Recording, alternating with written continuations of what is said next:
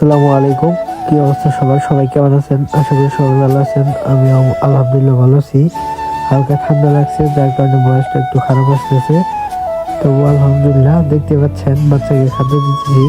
এটা হচ্ছে দুপুরবেলা। তো বাচ্চা দেখতে পাচ্ছেন আপনারা কিভাবে দৌড়াদৌড়ি করতেছে খাওয়ার জন্য।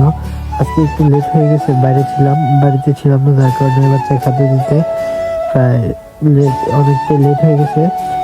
আমার এখন বাচ্চা যেহেতু আজকে প্রায় 10 দিন থেকে 12 দিন বয়স, যার কারণে বাচ্চা এখন খাদ্যের পরিমাণটা একটু বেশি খায়।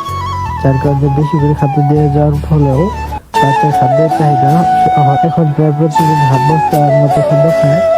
তো আমি সাধারণত অল্প অল্প করে খাদ্য দেওয়ার চেষ্টা করি, যাতে বাচ্চার খাদ্যটা ভালো থাকে এবং বাচ্চা তাড়াতাড়ি খায়।